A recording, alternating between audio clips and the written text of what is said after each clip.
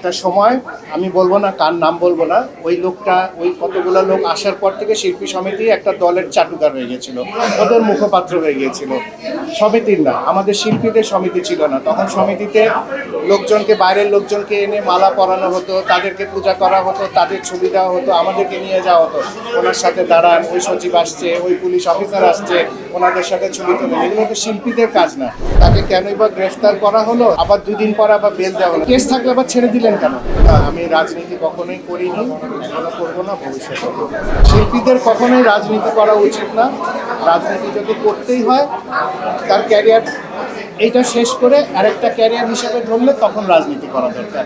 At a time আমি একটা প্রফেশনে থাকা অবস্থায় আমি যখন রাজনীতি করতে যাব, আমি তখন আরেক জায়গায় সুযোগ নিতে যাব, আমাকে নিয়ে কেউ সুযোগ নিতে যাবে, আমাকে অন্যের তোষামত করতে হবে, যেটা ইদানিংকালে যা হয়েছে।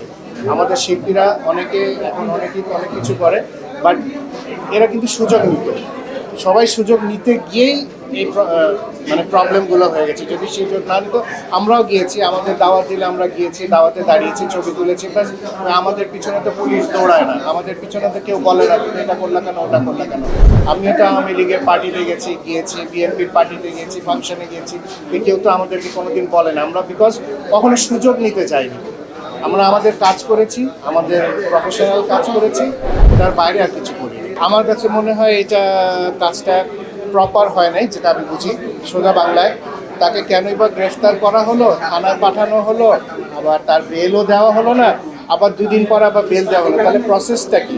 একটা মানুষকে, এটা তো হেনস্থার মতোই হলো। আপনি যদি প্রপার ইনফরমেশন না থাকে, প্রপারলি তাকে যদি, তার যদি কেস না থাকে, স্বরাষ্ট্রমন্ত্রী বললেন তার প্রপার কেস আছে, কেস থাকলে আবার ছেড়ে দিলেন কেন?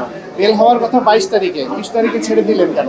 তার মানে ওটার মধ্যে তো মানে প্রপার জিনিসটা তো প্রপার না। এটা তো লোকের চোখে লাগে, কোশ্চেন আসে যে এটা কেনটা তো ঠিক না। আমরা হয়ে গেছি কি, চাটুকার হয়ে গিয়েছিলাম বেশি। শিল্পী সমিতি চাটুকার হয়ে গিয়েছিল একটা সময়। আমি বলবো না, কার নাম বলবো না, ওই লোকটা, ওই কতগুলো লোক আসার পর থেকে শিল্পী সমিতি একটা দলের চাটুকার হয়ে গেছিল, ওদের মুখপাত্র হয়ে গিয়েছিল।